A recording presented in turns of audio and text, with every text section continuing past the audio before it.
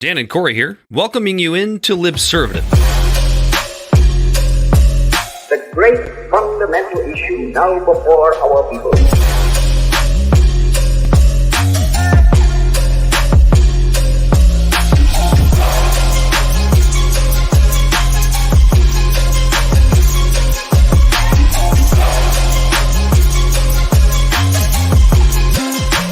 We, the people, cannot turn back.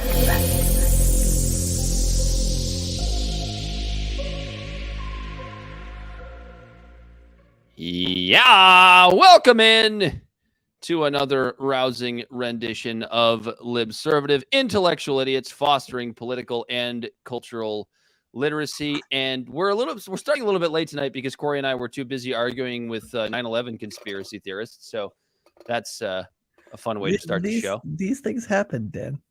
It was I don't understand. I get so upset with myself when these things happen. Because I went, why did I just waste 10 minutes of my life arguing with a guy about whether or not a aircraft actually hit the Twin Towers? Or if it was CGI. What? That was the thing I was going to mention. 2001 CGI. 2001 CGI. Yes.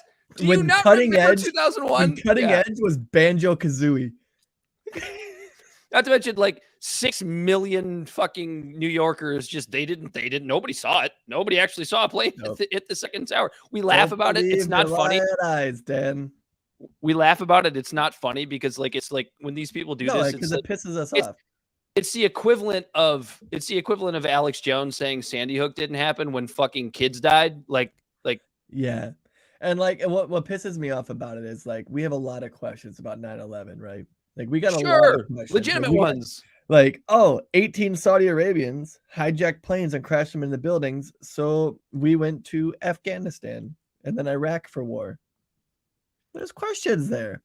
What did the government know? Who knew what? At what time? Could this have been prevented? Was this a blunder by our national security? Sure, those are all legitimate questions. But when you ask those questions, you get encompassed with people who think 2001 CGI was so good that it just baffled 300 million people. And 6 million New Yorkers were like Men in Blacked. Like they didn't see what they actually saw. You know what I mean? They all just forgot. Yeah. So anyways. Right now is here right away. Tell the people where they can find us, Corey. Pickering Mike said RFK might get 3 votes when Trump wins. It'll be everyone's fault. Funny thing, Pickering Mike, me and Dan here actually just RSVP'd to go meet old RFK Jr. Tomorrow. He's coming here about 10 miles from the house to come do a meet and greet, and we figured we would meet him. It's a no way endorsing him, but if you've noticed, we kind of like politics a little bit. Why not? We have nothing better to do. Yeah, what else you gonna do on a Thursday? Lions aren't playing. Let's go meet this vaccine denier. Did he announce he's going independent yet? Yeah. Was that official? Has it been announced? I think that's official. I think that's actually happening. Hey, Bell, look that up if he officially announced. Hey, Bell the Bodysnatcher's here as well, Dan. That's right. I forgot. On the ones and twos, Bell the Bodysnatcher. He's Corey Walsh. I'm Dan Griffin. I think we fucked up that intro. It doesn't matter. Well, Bell's looking that up. Tell the people all the places they can find us and interact with us and jerk us off. Ooh. Libservative Podcast is found on all social media and podcast platforms. Our website is libservativeshow.com. We can be found at Libservative on Facebook, YouTube, and Twitch. Instagram and Twitter at LibservativePod. Our TikTok videos can be found at Libservative Podcast, and you can reach out directly at libservativepod@gmail.com. Subscribe today. That way, if you miss our live streams, you can get an update when this episode comes out on the podcast. I'm going to apologize ahead of time. I have this rogue mustache hair that is tickling the shit out of the inside of my nose. So I'm going to be sitting here rubbing my nose a little because bit I got a cool video to show you. It doesn't. I just wanted to be a dick. I don't know why. I just thought it would be funny. But this is your possible new commander-in-chief right here, Dan. So I figured I would share this with you. I can't wait. What can be and be unburdened by what has been, you know? What can be. I know. Unburdened by what has been. What can be unburdened by what has been. What can be unburdened by what has been. What can be Unburdened by what has been. what we can see, what we believe can be, unburdened by what has been. What can be unburdened by what has been. What can be unburdened by what has been. What can be unburdened by what has been. Who we can be unburdened by who we have been.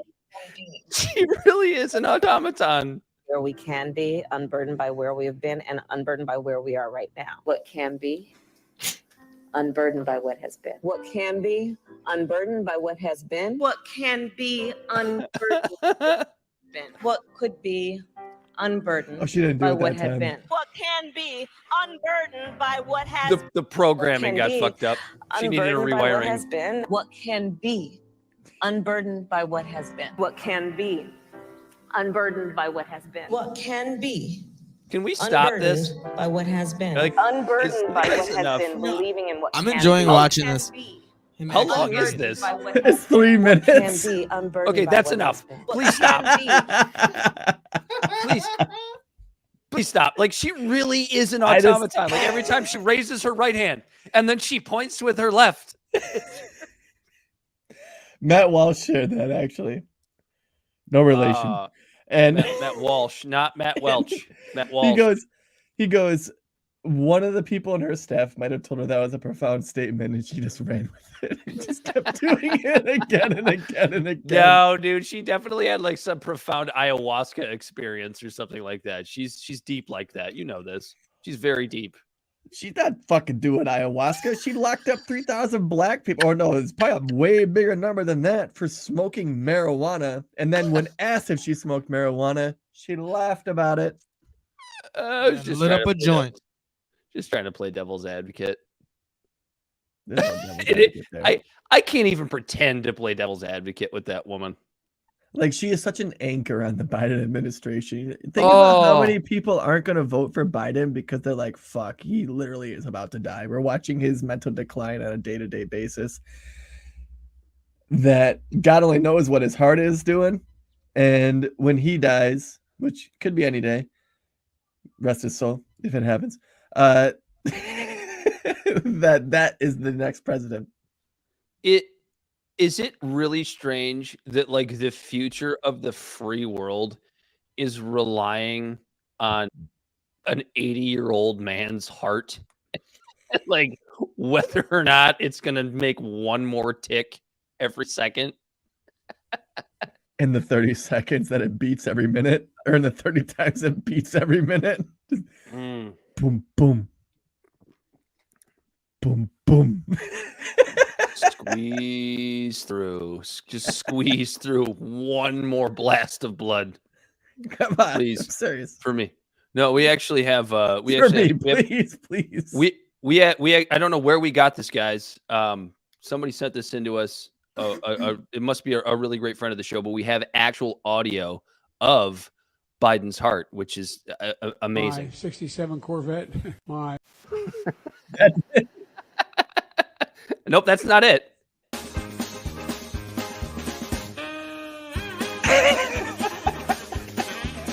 The day the engine dies in Biden's 67 Corvette is the day that Biden dies. Better keep that thing running. Keep that Wow. engine So we did not come here today to make fun of Kamala Harris. But I it's will never always- miss the opportunity. It's always fun to do. You know what's really interesting? I always think about like what is a new listener thinking of our show right now? Do you think they're thinking that we're like the white version of the Hodge twins right now? Those guys are actually kind of funny. And if people thought that, I'd be like, hey, just a little bit less melanin and Way less conservative. that's a fact. And we don't give away free trucks, mostly because we can't afford to just yet. Those guys are Yeah, killing us Hodge over twins, there. if you're listening, I'll take a free truck. I'm not. I'm not above free handouts. Yeah, they are. So what's the big news of the week, Corey Walsh? We have obviously McCarthy getting ousted just last night. We were actually preparing for an entirely different show, and we had to completely switch what we were doing because we certainly have to cover that. The Crypt keeper died. The Crypt keeper of Congress, Dianne Feinstein, is gone. Condolences to her family, but other than that, silence. The Biden administration is actually a little bit more worried about Ukrainian corruption than they had first let on, which is interesting. We've got RFK running as an independent. And by the way, Bell, did we figure this out? Is this official? Did he actually announce this officially yet? No, he was supposed to so Sunday. All right, He hasn't. so it's not official. What It's if he coming. does it at our meet and greet? Well, that'd be cool. That would be kind of cool. Right? That'd be pretty cool, brother. We got some other stuff to cover. Tupac's mastermind, or the murder, the Tupac's murderous mastermind. I could not get those words out. Was arrested late last week, and I kind of just like how the doctors couldn't get the bullets out. Easy. God damn it! It's been like 30 years. It's been almost 30 years. Did you guys know? You guys didn't even know this because I was texting you about this the other night. That October is Latino Heritage Month. Yeah, I didn't even know. Well, here's what's great about that is that like Did you know nobody about? gives a shit, No. and like nobody gives a shit. And I look at that and I go, okay, so the left isn't like using Latino Heritage Month to virtue signal. The right isn't using Latino Heritage Month to like talk about how basically to talk about how the left is a bunch of dirty Marxists. It's like what is it about Latino Heritage Month that is so much less important than like, I don't know, Black History Month, or is it June that's Pride Month? June, right? June's Pride Month. Yeah. Like why is it that like Latino heritage isn't used to virtue signal in the same way as some of the others? Because there are a lot of Latinos in the United States. Serious answer? Sure, give me hold on, give me the funny answer first, and then give me the serious answer. What I was gonna say is the only time I celebrate my Latino heritage is Cinco de Mayo, and that's it. But what I was gonna say is, Corey, when are we gonna have White History Month? Well, I do. That's a joke, March everyone. 17th, Jesus, man. You know, March 17th, Irish St. Patrick's Day. Everyone's Irish that day. That's true. And then the other thing I was gonna say, like the serious answer of like trying to actually have like a social perspective on it to make me sound like, hey, this guy might actually have a couple wheels turning, is the Latino culture itself is pretty split. Like there's a lot of people who are Latino who support the Republican Party, and a lot of people who are Latino who support the Democratic Party, to where it's like touchy waters to try to actually divide them up based on just some bullshit culture war. Do you think that a lot of it has to do with like the one attempt that was made by the cultural left, the phony leftist, the synthetic left, to use Latinx, and then they like completely disparage their entire language and heritage and culture. and then like every Latino is like, I'm not fucking doing that. You know why? Because our entire, that's what's so interesting is like, I don't think you can do even this. AOC dropped the Latinx shit. Yeah. Recently, when Bob Menendez recently was busted for corruption, and he blamed it on being Cuban for stuffing all his money in his coat pockets and things like that. Anyone who didn't check out last week's episode. When AOC was disparaging him for even trying to do that, she actually said Latino. She didn't say Latinx. What? That's because he's an enemy now. So Latinos are enemies, Latinx are friends? Yeah, absolutely. Allies. I don't fucking know. I'm just making shit up as I go. I just know that the whole entire Spanish language is based on sex of men and women, and it just completely take that away from them and call it Latinx as you're trying to tell them to rewrite their entire language. So yeah, most European languages are gender based. German, but French, Italian. But Spanish is like specifically like verbs and things, and are like differentiated. I know. To where So- here, a guy like the guy ran, the girl ran. There, there's so a lot is- more. the German language structure is exactly the same. The sentence structure is exactly the same as Spanish. Well, I don't exactly know the same. German because I'm not a Nazi. Well, I guess I am. I'm just teasing, Dan. I'm just kidding. I don't think anyone who speaks. I don't think everyone. Wait. Not all Nazi. Wait. Not all Germans are Nazis, or not all German-speaking people are Nazis, but all the Nazis are German-speaking. Ich habe einen kleinen Problem in meiner Hose. What does that mean? Like- Yeah. I have a small problem in my pants. I just always thought the German language sounded angry, like "Ich liebe dich." It sounds so angry. Ich liebe dich. It's dich, Dich. dich. For anyone who doesn't know German, or You anyone who isn't a fucking- Nazi, that You means fucking, I love you. you fucking Untermensch. What does that mean? Subhuman. Oh, Scheiße. Hitler used that term to talk about the Slavs a lot, from what I understand. Anyway. Anyway, after that tangent, Yep, McCarthy ousted. Let's start there because that's the story of the week, the story of the month, the story of the year. of Corey, the is last this a 100 years, Dan. That's true. The story of the century. Is this a sham ousting? A sham ousting. I probably should have prepared you for that question So- pre-show. So it is. It's kind of all. I got a couple questions about this. Like I'm torn on this one because it's good content for the show.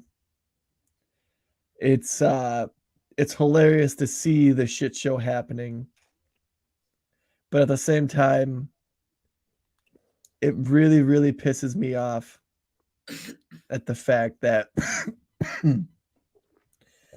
here it is. We have record inflation, a government impending shutdown. We're on the cusp of World War III. We got all this shit happening. And McCarthy comes in. He concedes to work with the Democrats to avoid the government shutdown.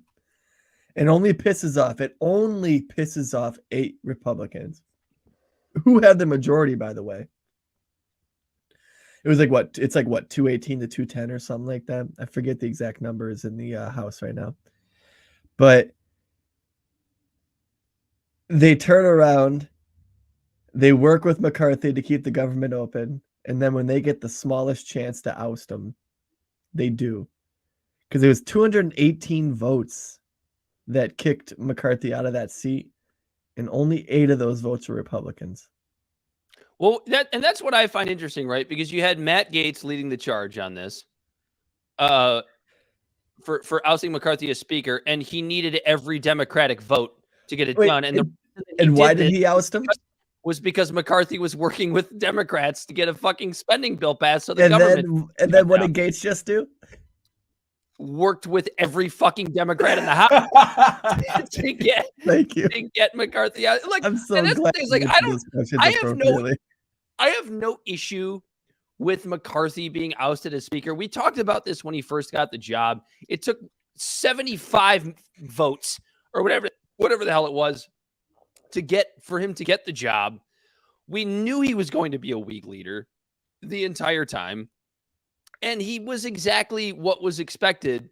And it's funny because I sound like a Freedom Caucus supporter when I say that, but it's like this is the issue with the Republican Party right here.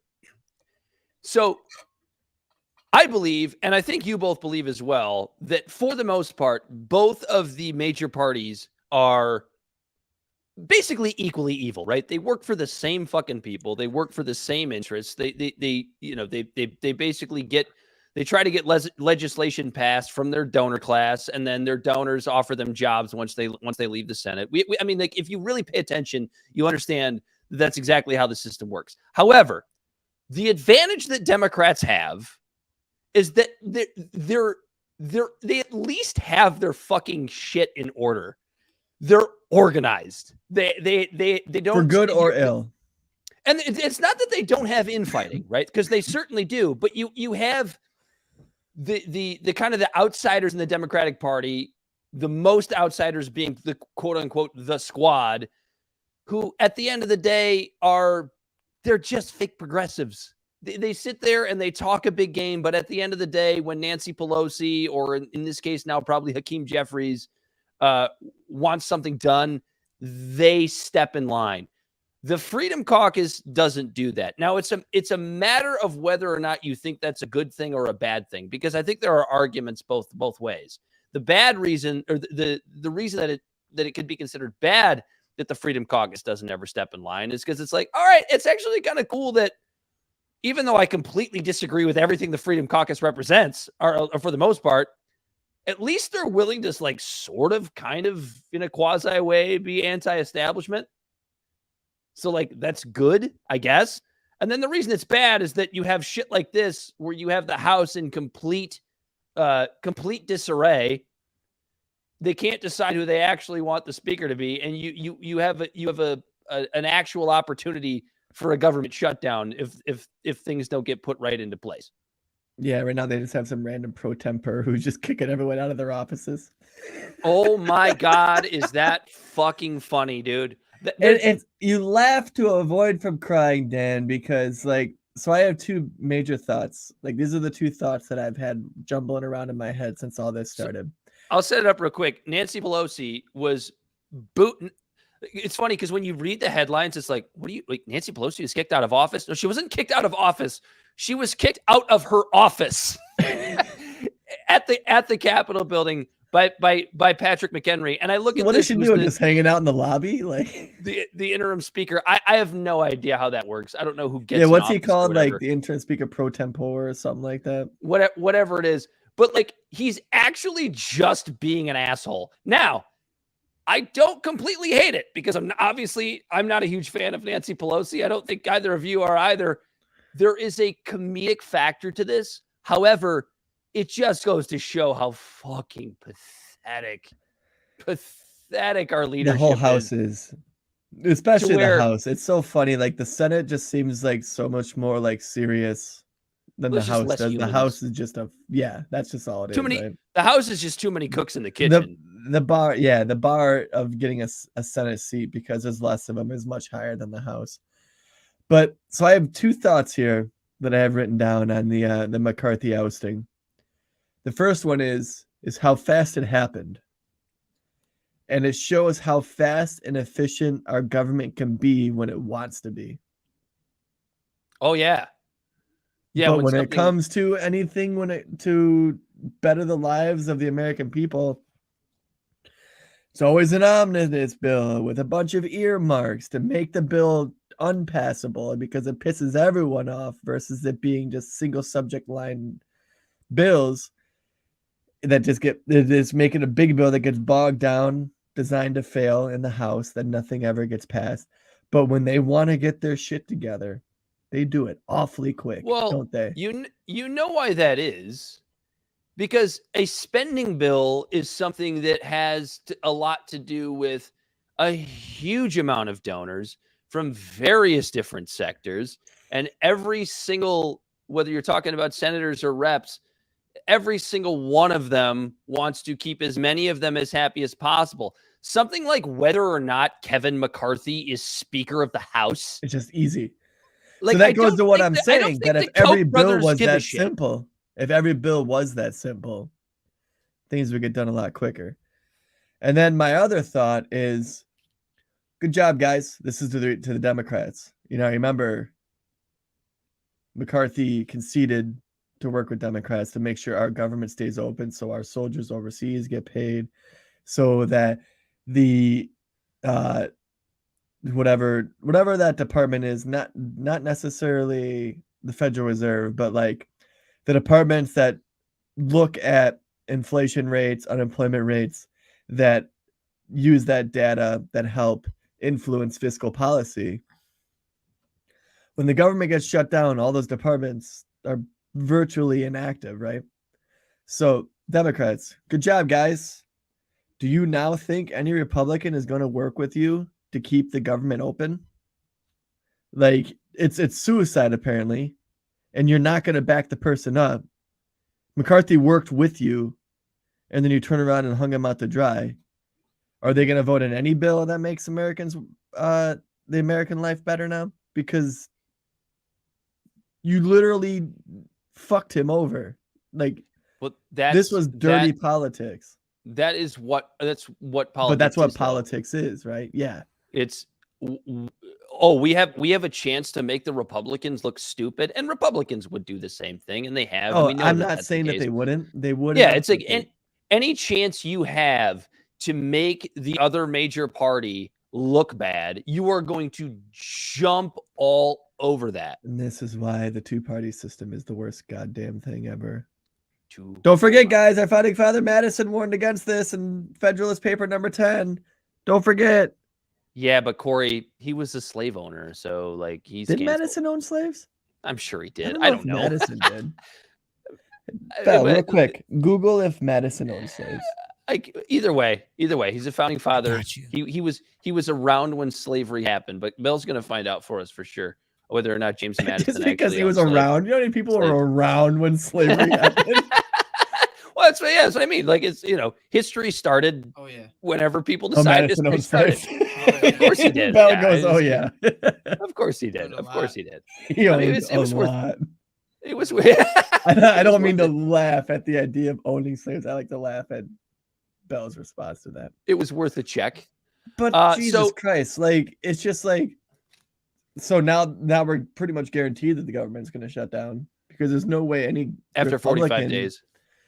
Yeah, November 15th or something. Yeah, because the 45-day temp. What is it? The temp bill. Was I it can't November remember how 11th they or call it. November 15th? It was like one of those two, I believe. But I yeah, don't it know, pit something like that. I laugh at the incompetency and I laugh at the absurdity and I laugh at just the absurdity. I laugh at the absurdity, Dan. This shit is hilarious to me, but at the same time, it's like, fuck, this is still going to affect my daily life.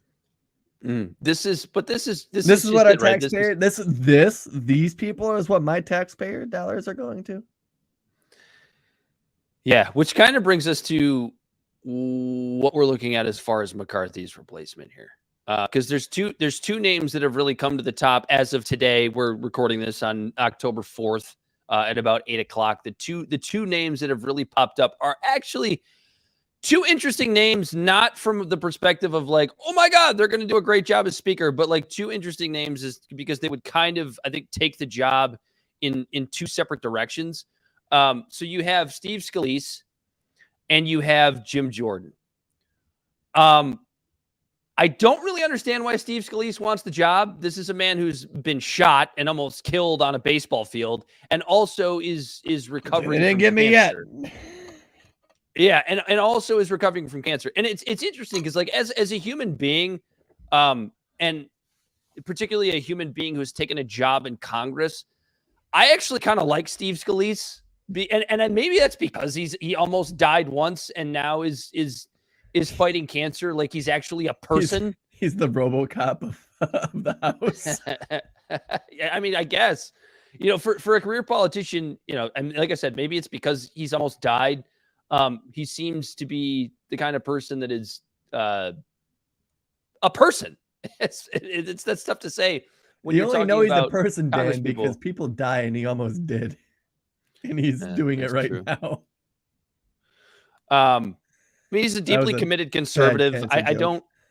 He's a deeply committed conservative. He's for, lowering taxes and repealing the Affordable Care Act. I mean, there are things about Steve Scalise that I like, and I haven't really seen him get too much involved in the culture war nonsense that so much of the Republican Party has gotten. And it's not just Republicans, Democrats do it too on the other side, but I'm sick of it. So, but the other option is Jim Jordan. And I'm going to get a lot of hate from progressives on this one.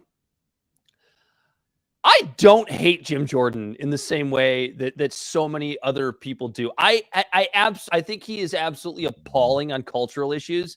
I think he's got awful immigration. I think his stance on immigration is awful, but that's because I think he's the vice chair now of the Freedom Caucus. But when you talk about a guy like Jim Jordan, he's the only person that had put forth a spending bill that actually balanced the budget. Now, whether or not that would have actually come to fruition, I don't think we'll ever know. But like fiscally, Jim Jordan, especially if you are like a center right person, Jim Jordan is not a terrible option fiscally, in my view. I don't think I would ever go to church with him. I don't think I would sit down and have a long cultural conversation with Jim Jordan. But emotions aside and Freedom Caucus aside, he's just like a lesser of all of a lot of the bad options. Corey's about to run my argument through the fucking washing machine. So honestly, when it comes to Jim Jordan, he's not someone I looked up like where he stands. Like I didn't do the 538. I didn't do the Politics Now thing to where he voted on all the different policies. I just know that he is a very staunch Republican that's entrenched in the culture wars. But I can hear his voice. I can see his face. Because I remember when Trump was getting impeached the first time for the conversation with Zelensky regarding Ukraine and corruption and the Biden's involvement. And looking back, a lot of that does kind of seem like a little bit of bullshit.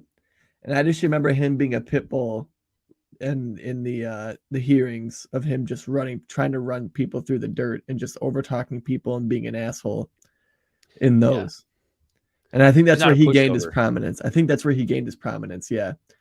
And knowing that, him being the speaker, I feel like if Matt Gaetz tried to push on him like he did McCarthy, him being a wrestler, he'd probably just beat the shit out of Matt Gaetz and call him a pedophile. Because if you remember, yes, Matt Gaetz likes him young.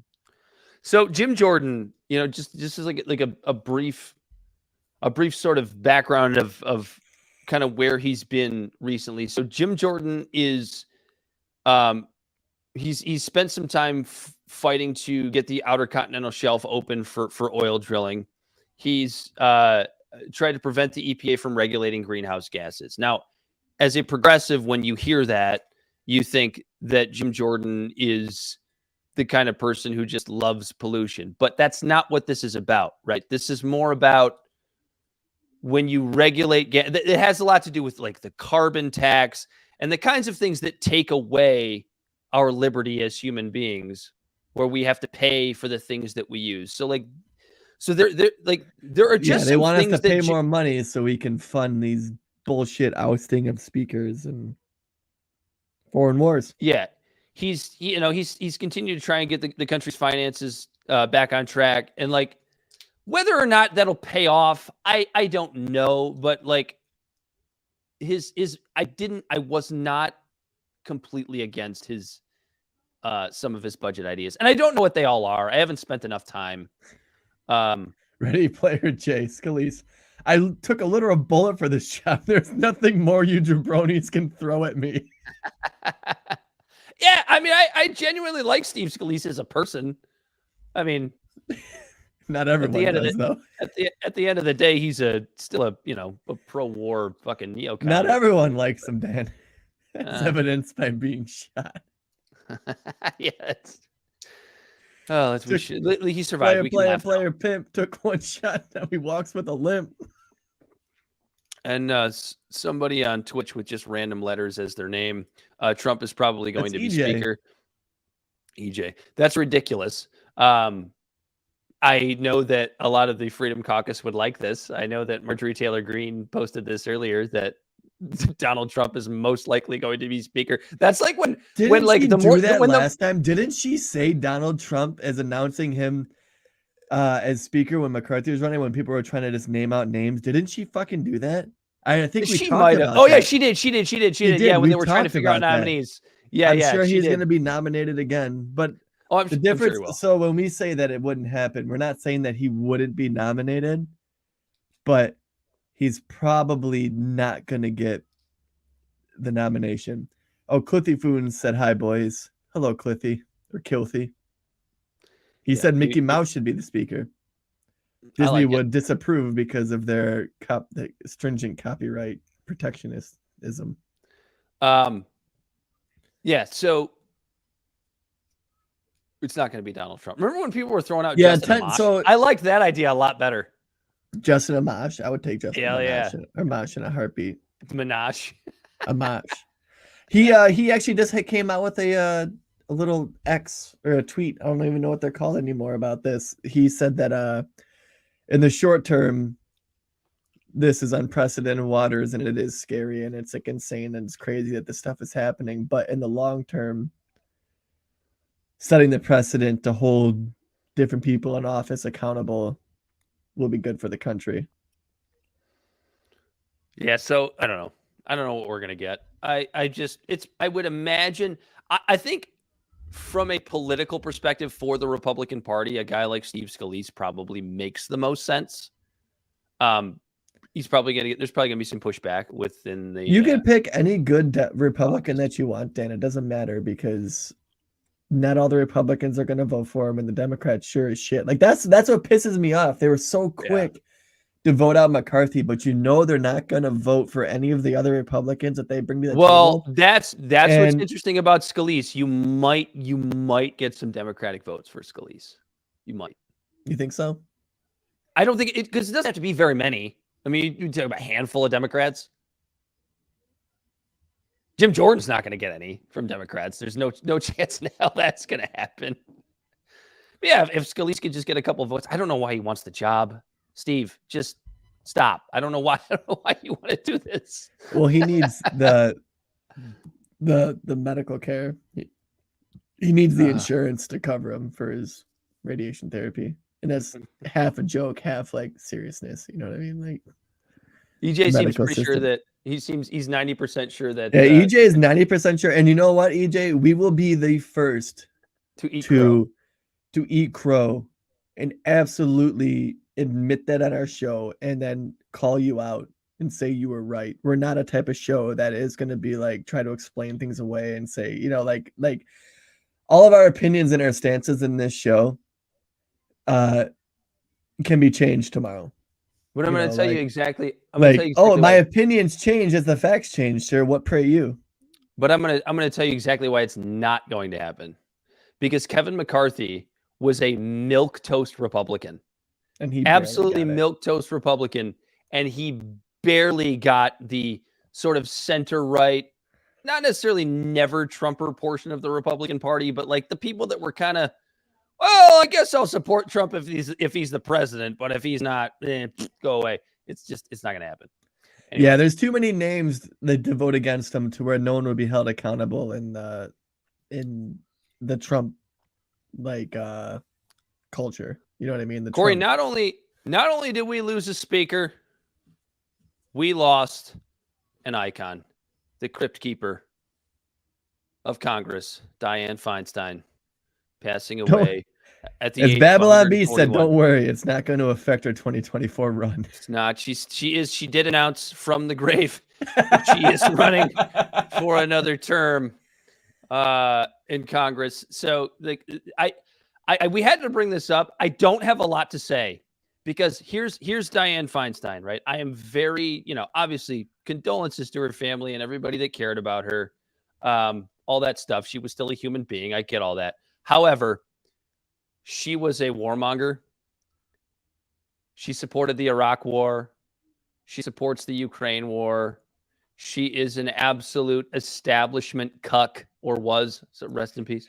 She was against the Green New Deal, though. The Green New Deal? No, she wasn't. Yes, she was. No, she was. No, she Yes, wasn't. she was. She was Yes, not. she was.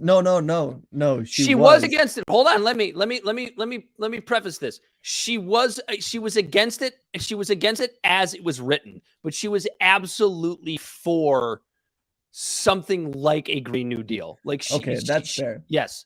So because like there's that whole right. video when a bunch of like 16-year-olds like kids stormed her office, and we're like saying all this shit, and she's like, this is just garbage, like this isn't good, and they're like, well, we voted for you, and then she asked how old they were, and they said 16, and 16? she goes, well, then you didn't vote for me. that might have been her actual like best moment. And then she died. Well, she died. That was back from like 2018. Yeah, she was dead then. Like, come on. They were just weekend of burning her around for the past 3 years. Somebody's Oh, had a hand God. up her ass. Yeah, they had their hand. mouth. Yeah, she just. God, if you The haven't, elder like, so all abuse. your listeners, if you haven't seen Weekend at Bernie's, watch it because it is a great movie. It's the story of Dianne Feinstein. So the person that's going to replace Dianne Feinstein as the senator from California is LaFonza Butler. And she was the president of Emily's List, a national PAC that supports pro-choice Democratic women in politics.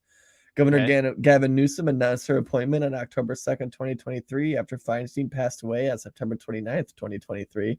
Butler will be the first Black lesbian to openly serve in the Senate and the second Black woman to represent California in the Senate after Vice President Kamala Harris. Which I don't give a fuck about. I don't give a fuck about any of that. Neither do I. I hate how we're sliding into this scenario in our country to where the color of your skin is a sort of not a rite of passage, but like Qualifier. It's a qualifier. Yeah. Butler's political positions are generally progressive and in line with the Democratic Party. She has been a vocal advocate for women's rights, workers' rights, racial justice, and LGBTQ plus rights throughout her career. She has also been involved in various campaigns and initiatives to promote healthcare, education, immigration reform, and environmental protection. Sweet. Yes. So here's the first thing that comes to my head, like when I hear that. I'm not even talking about. I don't know anything about this woman. Like, let's just assume she's going to be a fantastic. She's going to represent the people of California. I know she lives in Maryland, but somehow she's becoming a California Democratic representative. Whatever.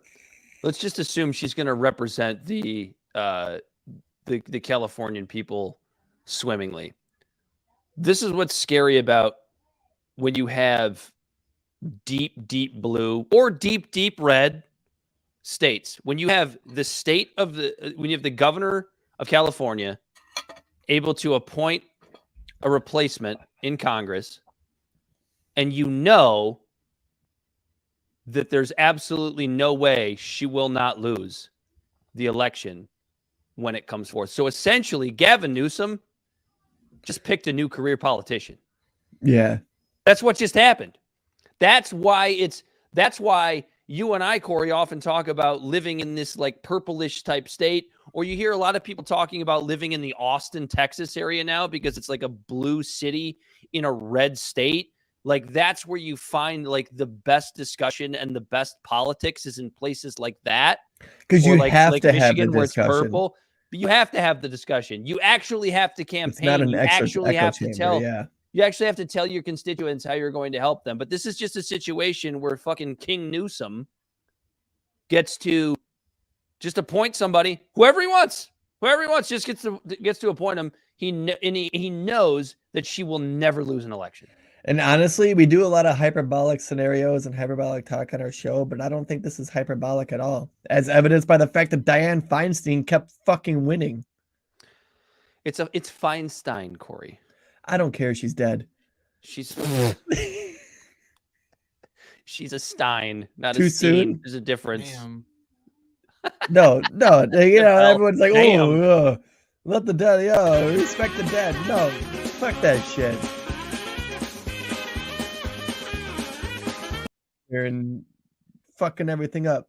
The boomers, that whole age group, even though I think 90 years I don't old, even think she's a boomer. I think she's too old to be a boomer. I think she'd be the greatest generation, you know. But you have all these people who came in, and granted, all of Europe was decimated because of World War II, but America was in such a prime position to set ourselves up to have a great country for centuries, and they fucking squandered it. And if she isn't a part of the boomers and she is the greatest generation, then she sat idly by and let that happen.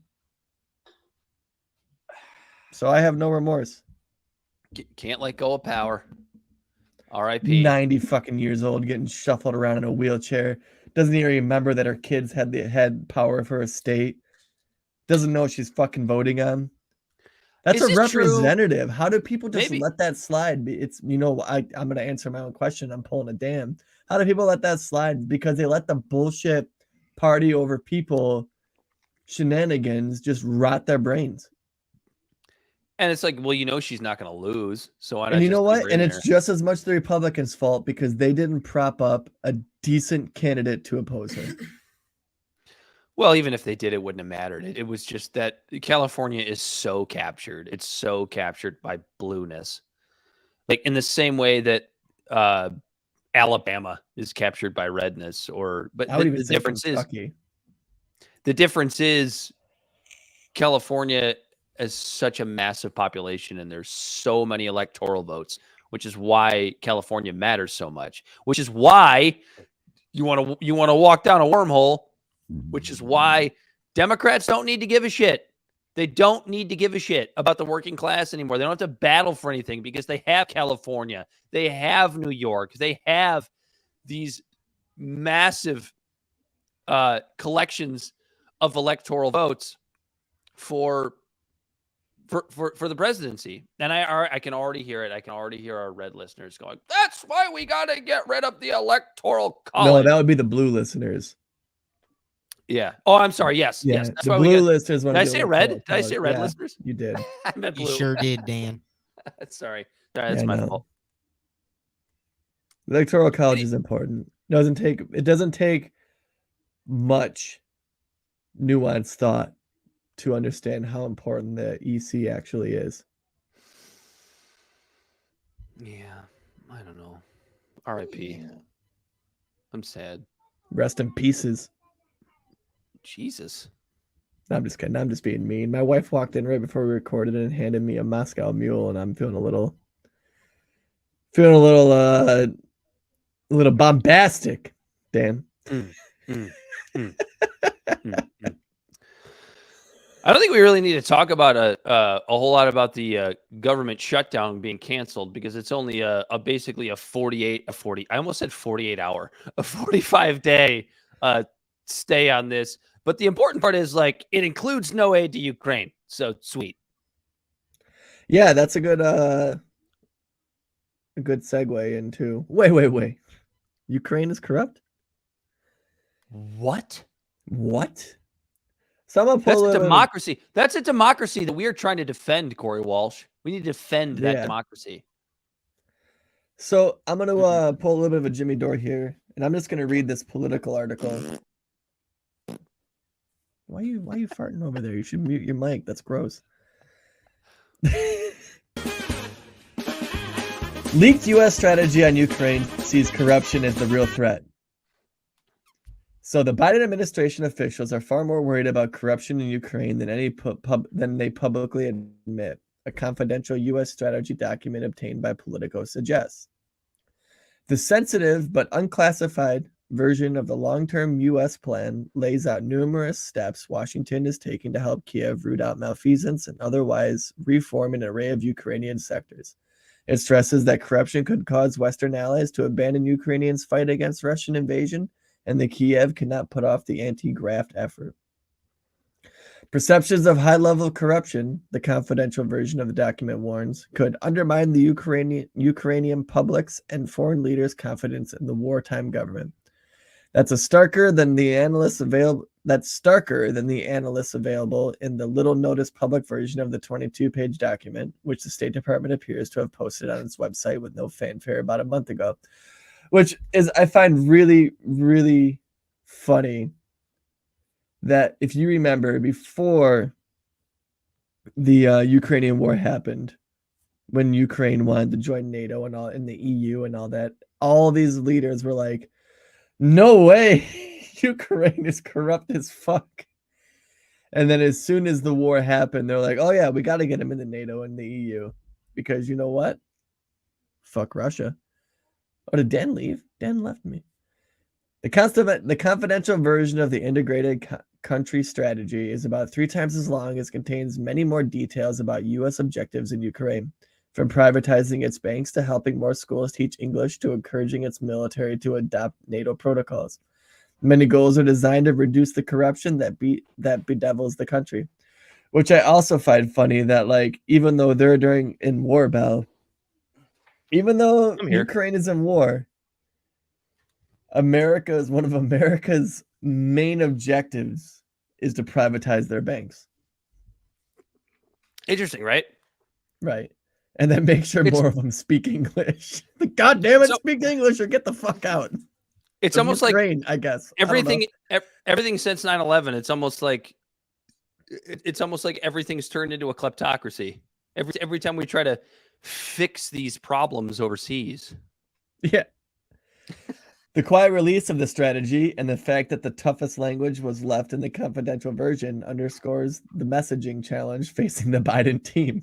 Like they're trying to prop up this president who was an actor to try to make him seem genuine and want to continue to support Ukraine. But behind the scenes, they're going, Jesus, these guys are more corrupt than fucking 1970s Teamsters. It's weird. It's almost like every time you overthrow a government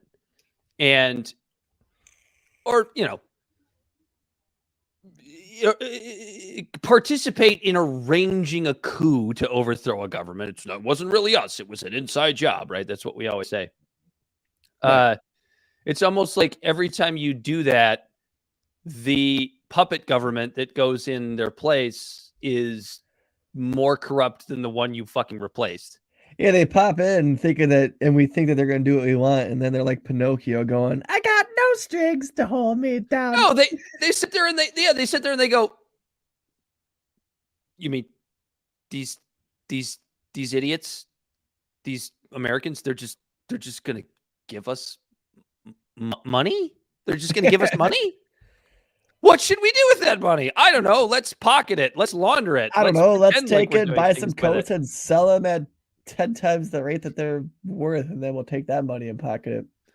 The administration wants to press Ukraine to cut graft, not least because U.S. dollars are at stake, but being too loud about the issue could embolden opponents of U.S. aid to Ukraine. Many of them, Republican lawmakers who are trying to block such assistance. Any reception of weakened American support for Kiev could also cause more European countries to think twice about their role. Like, oh my God, it's almost like the lukewarm response from Europe might get less lukewarm if America isn't forcing them to continue to fucking shovel out more cash for the war. When it comes to the Ukrainians, there are some honest conversations happening behind the scenes, a U.S. official familiar with Ukraine policy said. Like others, the person was granted anonymity. Anonymity. That fucking word. That word has been plaguing me on this show, Dan, since we started. To discuss a sensitive issue. Ukrainian graft has long been a concern of U.S. officials all the way up to President Joe Biden, but the topic was de-emphasized in the wake of Russia's February 2022 full-scale invasion, which Biden has called a real-life battle of democracy against autocracy. For months, Biden aides stuck to brief mentions of corruption. They wanted to show solidarity with Kiev and avoid giving fuel to a small number of Republican lawmakers critical of U.S. and military economic war for Ukraine. Just don't talk about all the facts. We don't want people to talk about them. We don't want them to know. We don't want them to know. They know, they're talking about it, but we can't acknowledge that what they know, we also know. Because unbeknownst to them, but beknownst to us, Ukraine is corrupt. If this happens, Corey, the New York Jets might take the Ukrainian flag off the back of their helmets, and nobody will see it on Monday Night Football anymore. From graft to grift, New York Jets.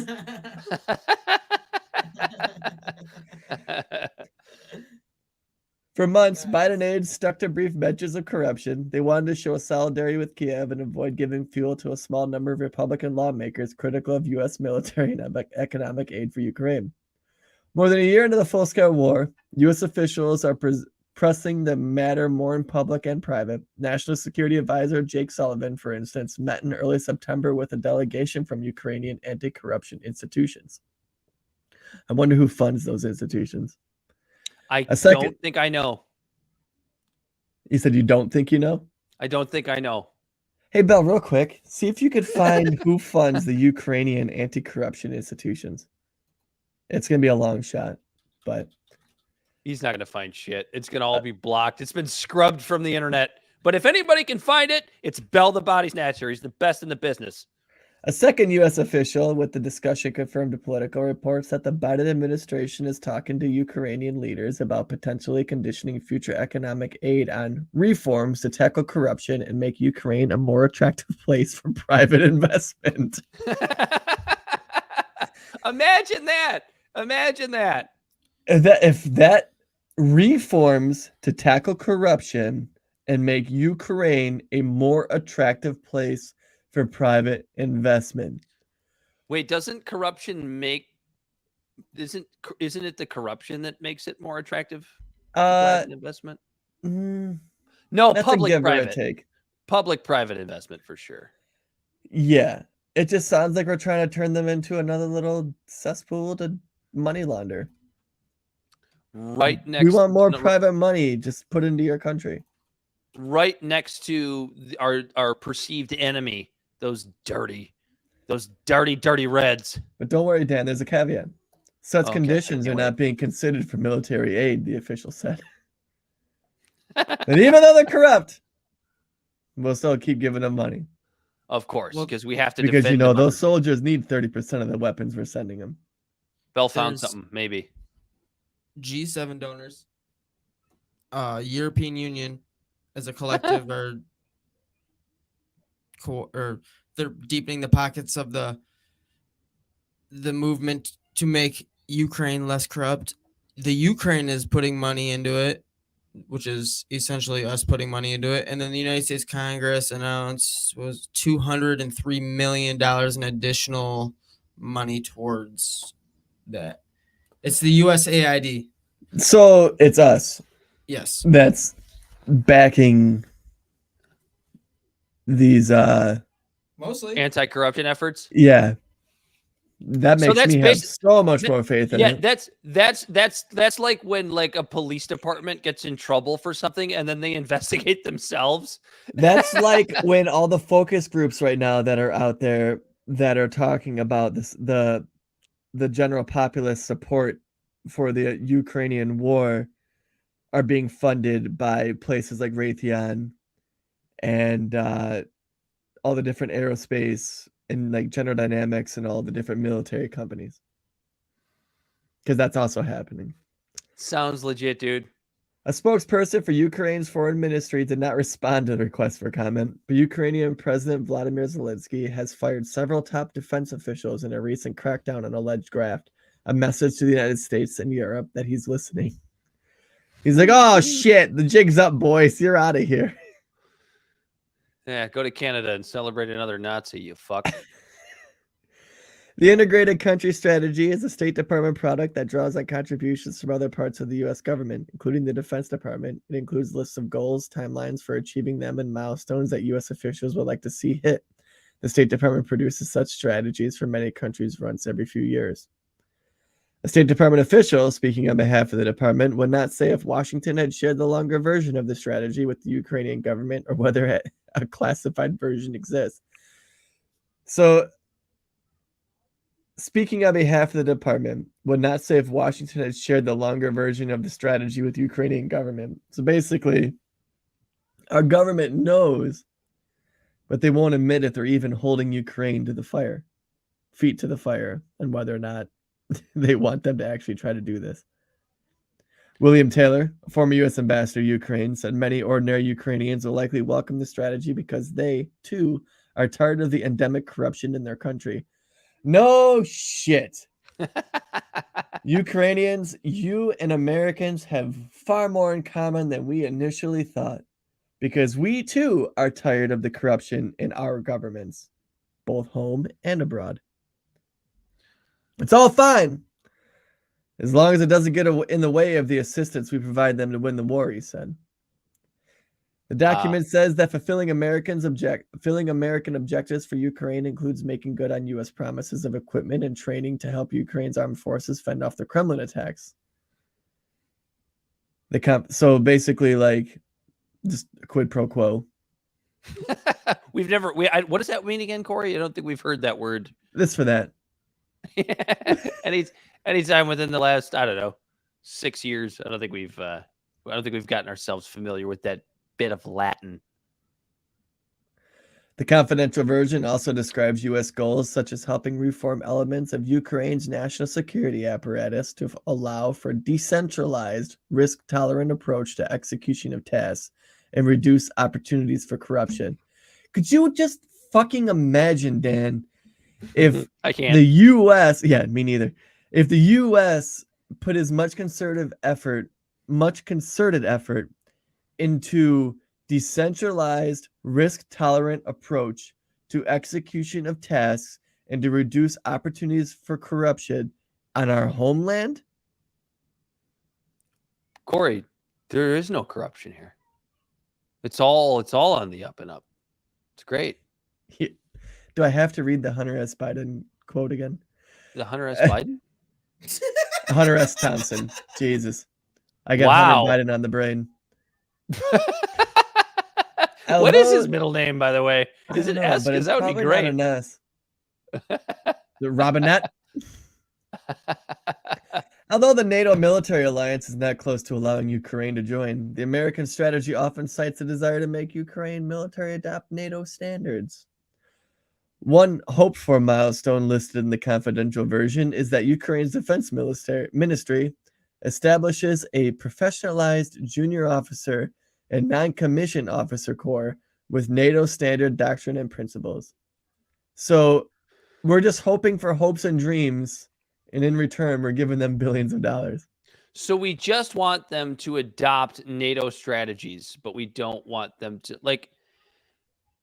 And then you sit there and you go, Putin is this horrible, piece of shit that thinks that we're trying to get Ukraine into NATO when we're not. Yeah. It's a hope. We're not literally trying to get Ukraine into NATO. No, they just want them to be NATO-like. NATO-like. NATO adjacent. NATO-like. It's not the same, Putin. It's not the same thing. Just adjacent. Okay. Even the format and content of Ukraine's defense documents should reflect NATO terminology, a confidential section of the strategy says. So what this ultimately sounds like to me, with all the unofficial NATO, right, that's all they're trying. I think a little bit deeper than that. Reflect NATO terminology, privatizing banks, English-speaking schools. They're just trying to westernize Ukraine. One target includes creating a national-level resistance plan that could allude to ordinary Ukrainians fighting back if Russia gains more territory. And now it doesn't say whether that's 2014 territory, 2012 territory, so again, let's put this territory. Let's put this into context. 1989 territory. Go ahead. I'm sorry. So let's put this into context for the people that are going to come to us and call us Putin apologists again. Okay, let's just put this in context for a second. Imagine we won't even use the Russians as an example. Let's use the Chinese.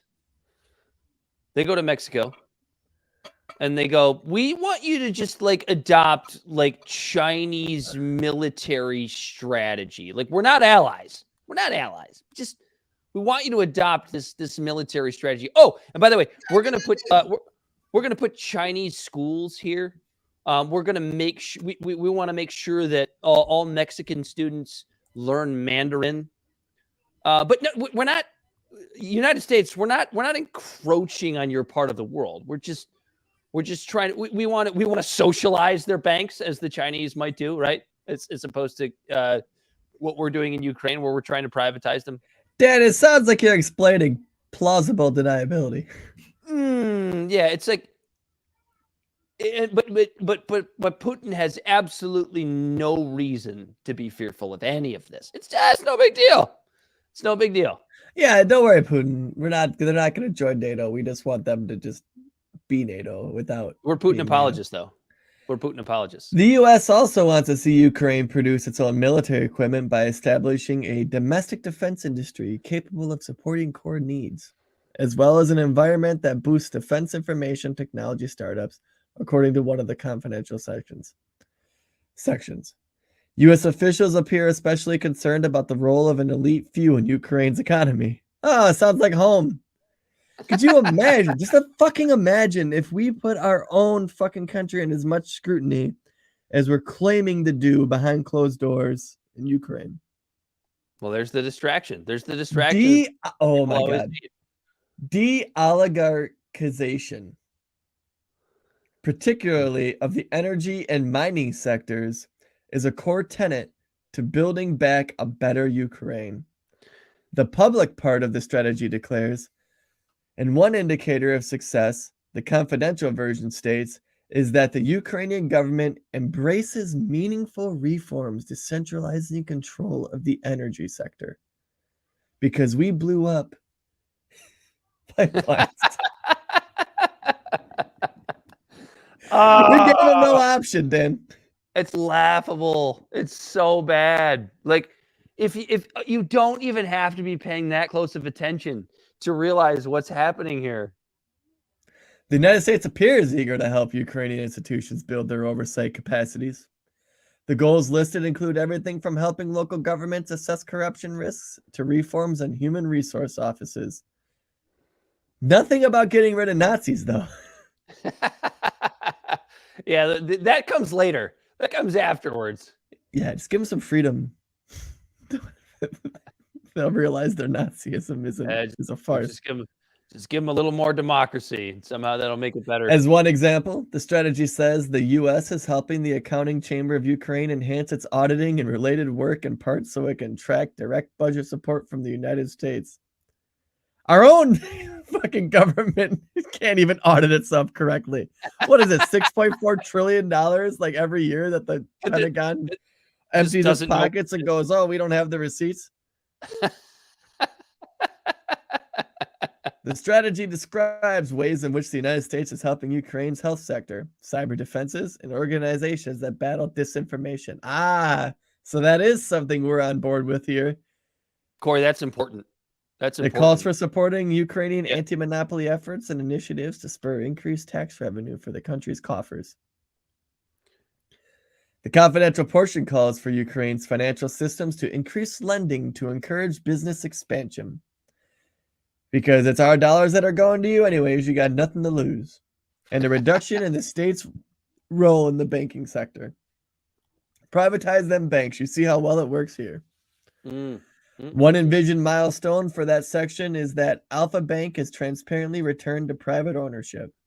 That's the thing, Corey, is that like the privatization of banks isn't the problem. It's the Fed backing it up that's the problem.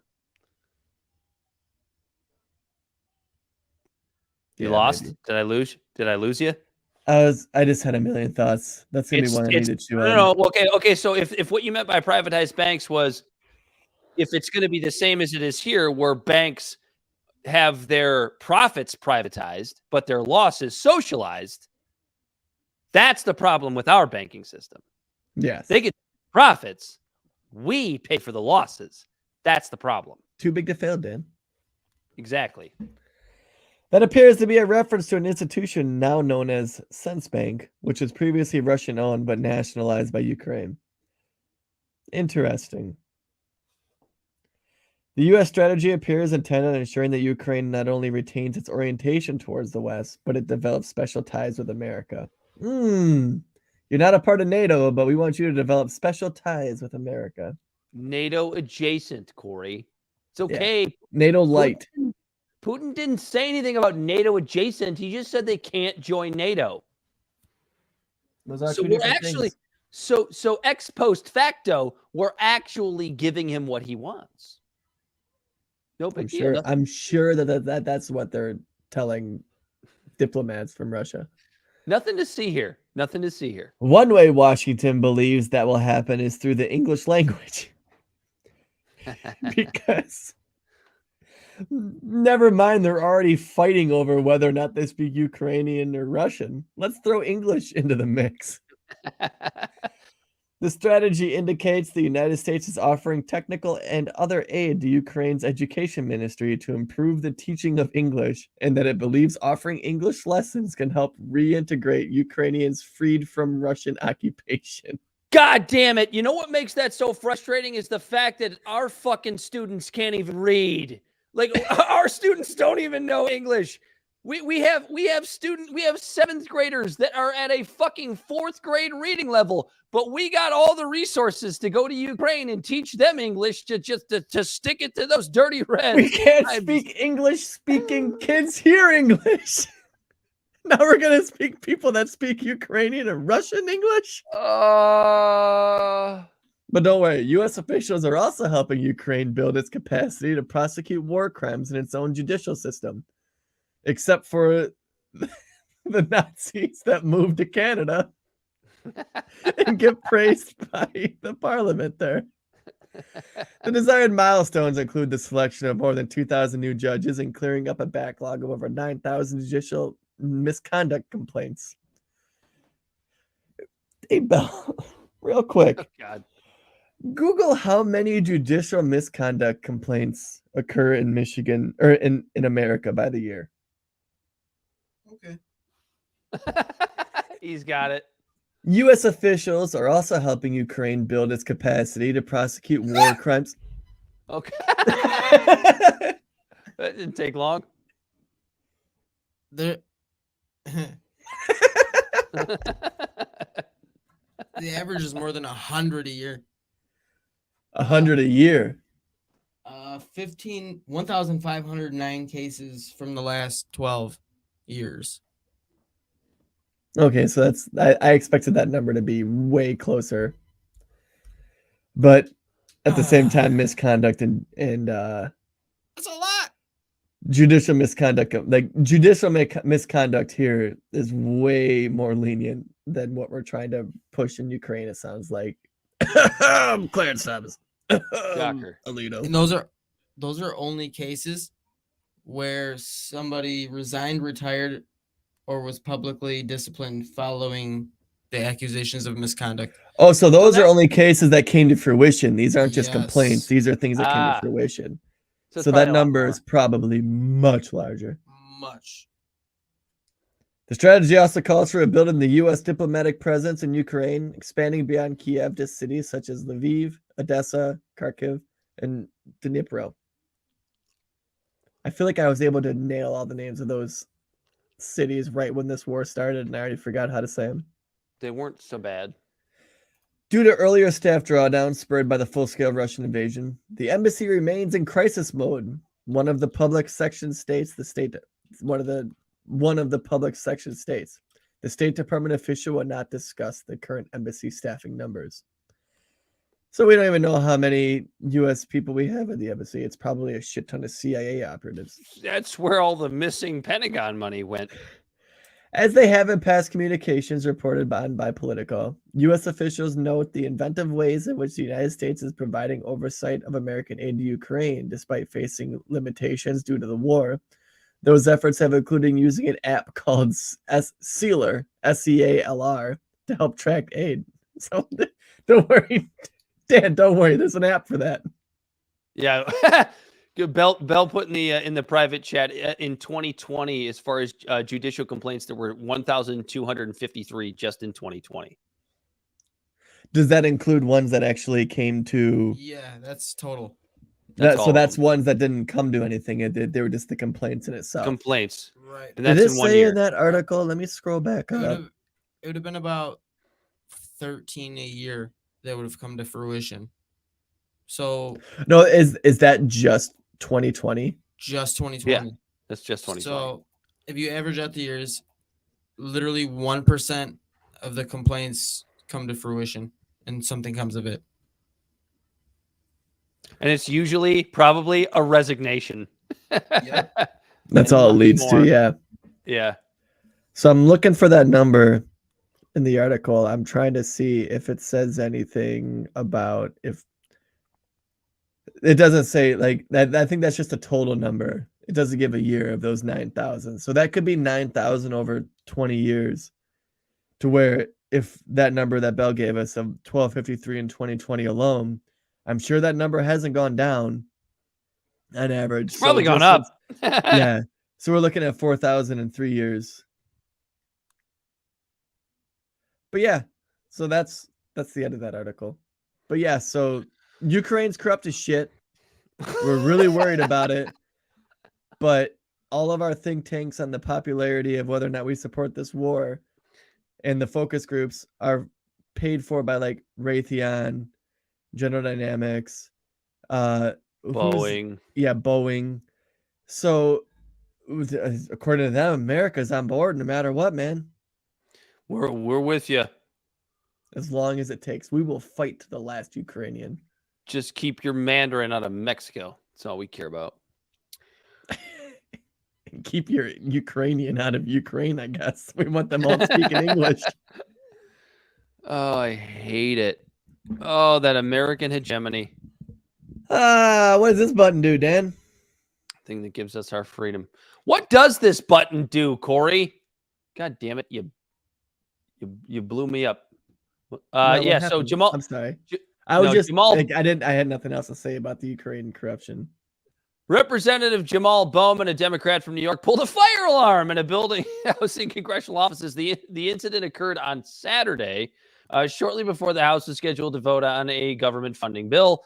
Bowman stated that the act was accidental. He explained that he was trying to get to a door that was usually open, but this time was closed. He thought pulling the alarm would open the door. I'm sure it probably did. However, this explanation has been met with skepticism, and some are calling for Bowman to be more forthcoming about the incident. There are even calls for his expulsion from Congress, and potential legal consequences if it's found that the alarm was pulled to interfere with voting procedures. So here's how this incident makes me view Congress.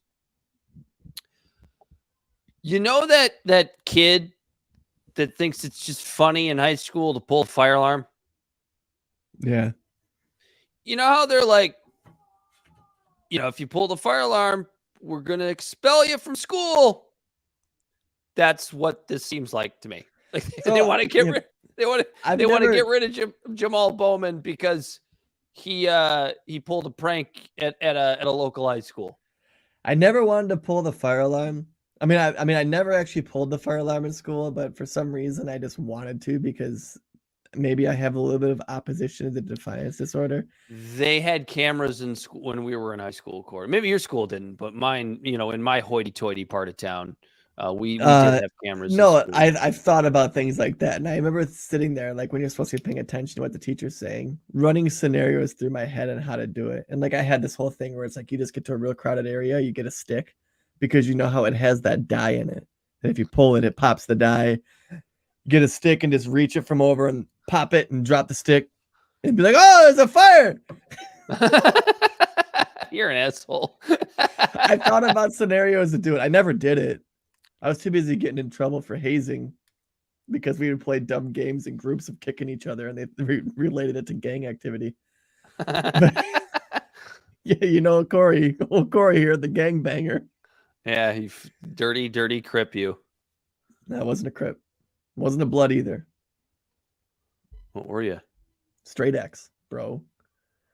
Oh, that's a whole nother story. Yeah, I got in trouble twice in school for gang-related activity.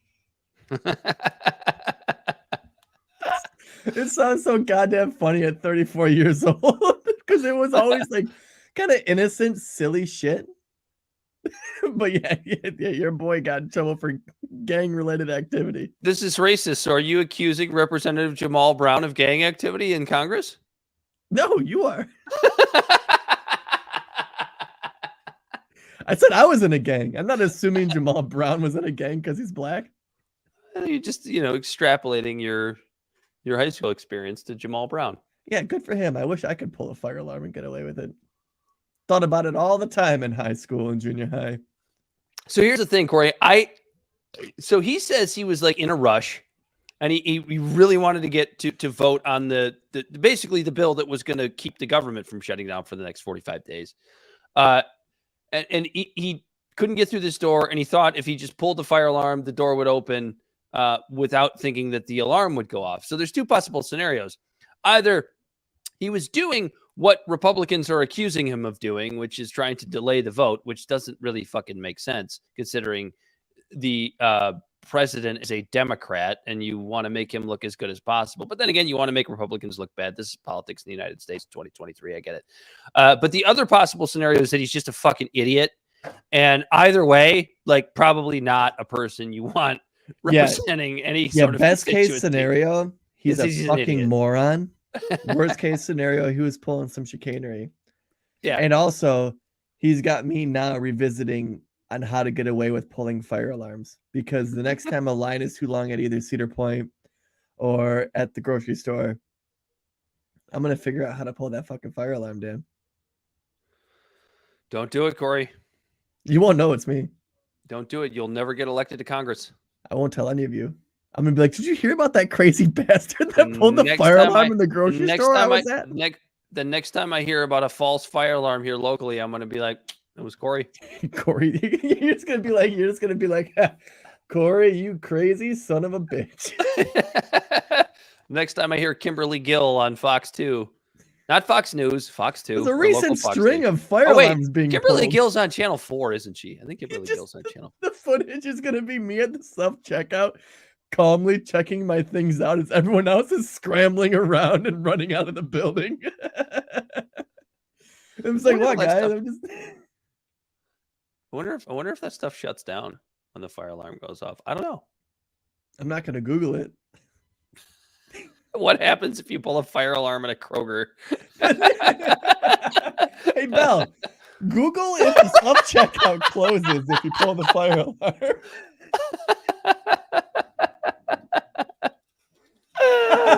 Yes, he is. That's how Jamal Bowman's gonna do his next grocery shop. He's gonna pull the fire alarm. This line's too damn long. What if he's just been doing that? Like this is the first time he got caught. That's not that. But do you have any more to say about that? He's either pulling some shit. Yeah, he's either no wasn't pun a joke. intended. No pun intended. Or he's an idiot. I like to think he's an idiot because what is it, Kathy yeah. Warren, who says don't chalk anything up to nefariousness that There's can be this- easily easily explained be- away with incompetence. Yeah, you stole it. Hey, You just a stole it fucking from- idiot. You stole it from me. Which I Congratulations, stole that's from one of her. our reps. Those are the best and the brightest we have in government. What does this button do? That's the best part. He's a former high school principal. Yeah. Like Sagar on Breaking Points brought that up. He goes, dude, this guy was a principal of a school. You know how many bullshit mandates he had to go through with fire drill protocols?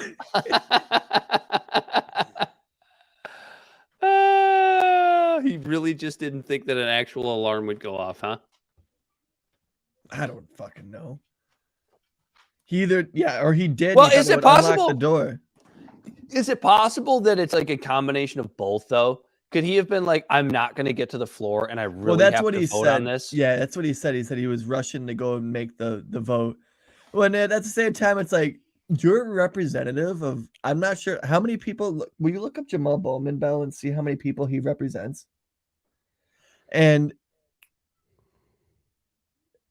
now I lost my train of thought. This guy represents probably at least 10,000 fucking people. And I'm sure many more. He wanted to rush to get his vote in, and he's just, I don't know. I'm just at a loss for words, I guess. He's just a fucking idiot. He thought he wasn't going to make it, and he pulled the alarm. It was so important to get there. So nope, you're right. He thought he wasn't going to make it. This job, they work what? Our reps work what? 3 months out of the fucking year? Yeah.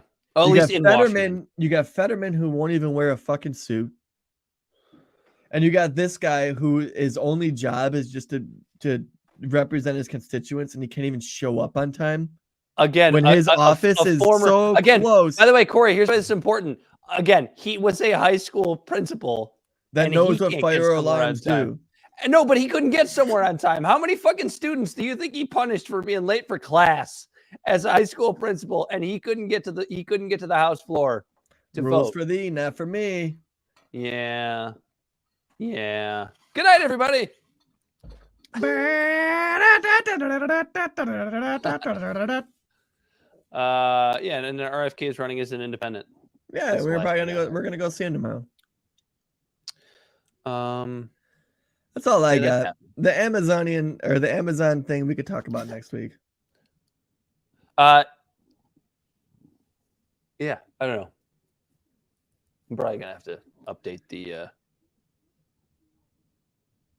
description here. Oh, you brought up Amazon? Oh, no. The RFK running as an independent. Because I did want to talk about this for a second because I don't know, we got like 5 minutes before we got to get out of here. He did what everybody wished Bernie did. So, right? But here's the thing, right? So like you look at people like RFK, right? And like what do people say about him? I don't know if you heard Barry Weiss's most recent show on Honestly, where she interviewed James Carville, the James Carville, like the what do they call him? The Raging Cajun, the political strategist for the Clintons. And like I most of the time actually like James Carville because he's fucking funny and he curses and he's not politically correct in that way. And he's an establishment Democrat who also fights against wokeism and all that. Not fights, but like bitches about how stupid wokeism is. But then I love Barry to death, and I think she does a fucking amazing job, and she wears a million different hats, and I never want to shit on her too much. But she just did not challenge James Carville a whole lot in certain ways that I wish she would have in this public interview, right? And so when they're I'm paraphrasing here because I don't remember the exact question, but she asked him something to the effect of why don't if democracy is on the ballot, right? Because that's what Democrats keep saying, right? Democracy is on the ballot. Trump wins, democracy's over.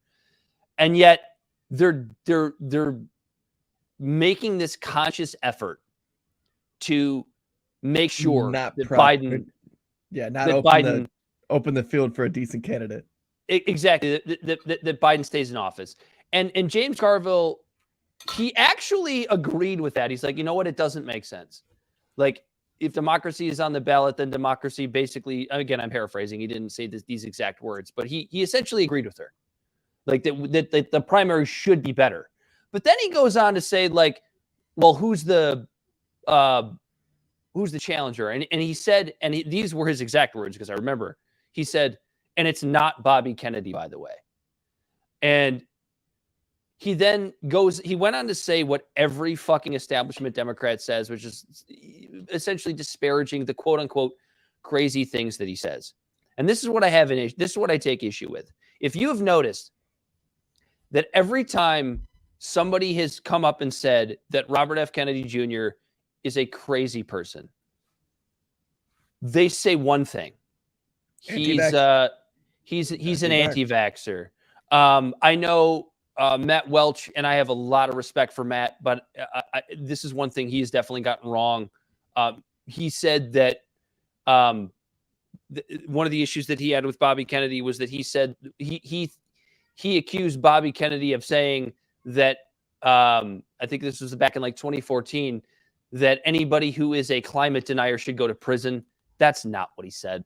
That's not what he said. Okay, so what did he say? Because honestly, that is one thing that So what he said was, and again, I'm paraphrasing. In 2014, he was talking to the press, I believe, and he was referring to particularly places like the Koch brothers, and essentially, or people like the Koch brothers, and essentially, what Bobby Kennedy said was that if you are willingly and knowingly engaging in activities that hurt the environment, even if whether it's climate change or whatever, if you are willingly and knowingly doing these things turning a profit off of it, you should be prosecuted. I don't think that's a crazy thing to say. He's talking about corporations and people in power and people who. Correct. Yes. Basically, he was referring to the Koch brothers. If you're willingly and knowingly harming the environment, you should be prosecuted. Which at the end of the day, that is probably something I still wouldn't necessarily agree with, because I just hate the idea of just locking people up, whether I agree with your opinions or not. Willingly and knowingly? Willingly and knowingly, like I guess what does willingly and knowingly mean? Are we talking like ExxonMobil, who were doing pseudoscience to show and stifling their own investigations into how fossil fuels do affect climate change? Are we talking about Philip Morris, when they would get doctors in their pockets to say that smoking is healthy? Yeah, that kind of stuff. That kind of stuff.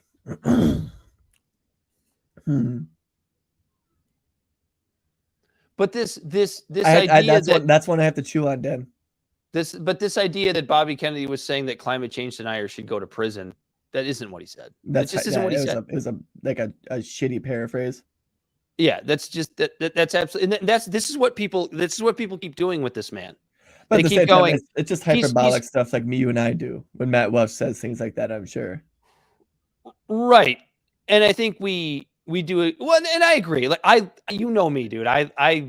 Matt Welch. I don't mean to disparage. WELCH, not Matt Welch. I don't mean to disparage Matt in any way, shape, or form. I think he's brilliant. I think all the people at Reason in the fifth column are great, but it doesn't mean that I can't take umbrage with the things that they say every once in a while. And that was one that Matt brought up that I was not a big fan of. But this is what people always do. And now I'm going back to James Carville and Barry Weiss. This is what they always do. They go, he says all these crazy things, right? They never point out what it actually is. They just go, oh, he says crazy things. He's yeah, exactly. And then, Bobby comes out and goes, all right, well, let's talk about it. And nobody wants to fucking talk to him about it. Say it in the Bobby voice. Tell me where I got it wrong.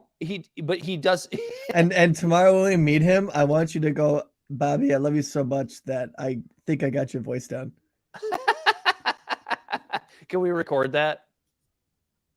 I wouldn't do that to him. Actually, impersonating RFK Jr. to RFK Jr. I don't know what that would do to our show. I don't know what that would do to you.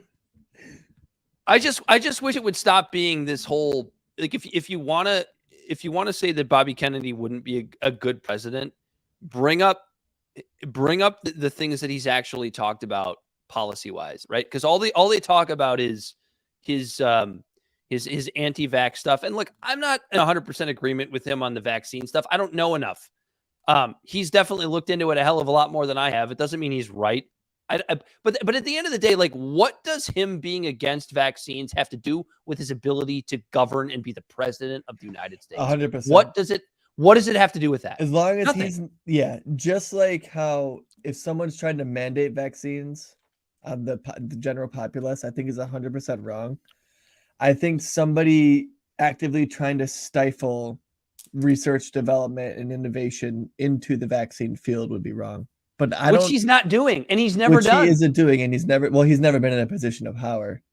No, but he doesn't advocate for that. So I mean, let's write that down. That's a question we'll ask him tomorrow. That's a good question. That's a good fucking question. I think I know his answer, but he's just here to say no. then that's but fine. no, he's. But I want to get him to say it. He's mentioned. I feel like we're fucking cucking for RFK. Like, there are things that I do like about him that I like that I don't. There are things about him that I like a lot more than I do pretty much any other candidate at this point. But I don't. I just wish, like, the conversation around Robert F. Kennedy Jr. could be more surrounded around what would his ability to govern be, right? Like, I love what he has to say about Ukraine. I love what he has to say about big tech. I love what he has to say about immigration. Like, these are all things that are actual things that a president can can really grasp onto. And then even if you're the kind of person who doesn't agree with his take on vaccines, he's never said he's going to like try to demand that pharmaceutical companies stop giving vaccines. Like, you still have the right to go get a fucking vaccine if you want it, but mandates are his issue.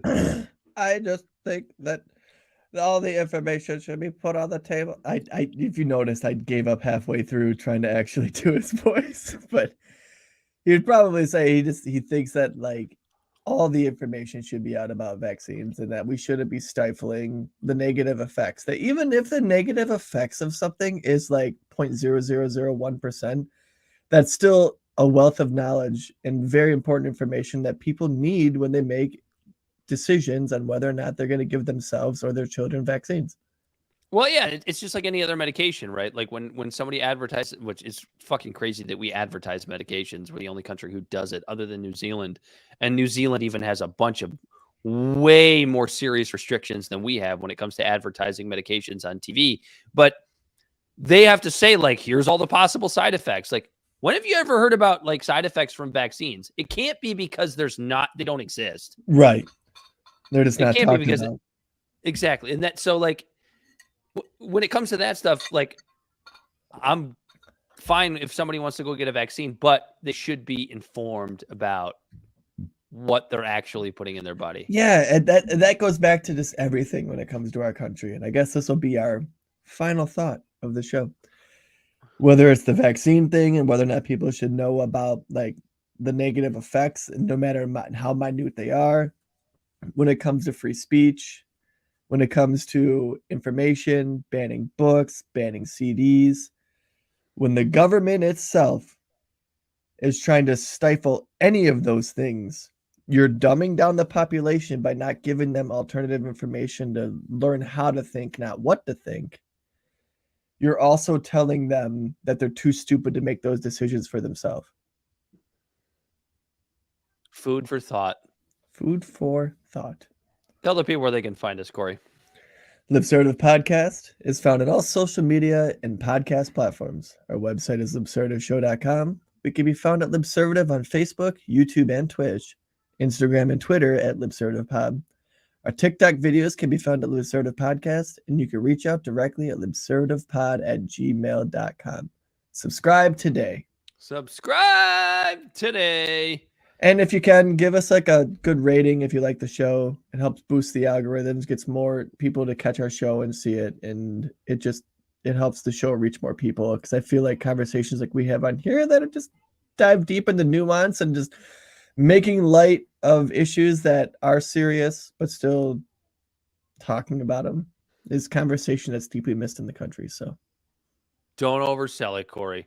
Bell the Body Snatcher on the ones and twos. He, as always, has been Corey Walsh. And he's Dan Griffin. This has been Libservative. And until next time, we are out of here.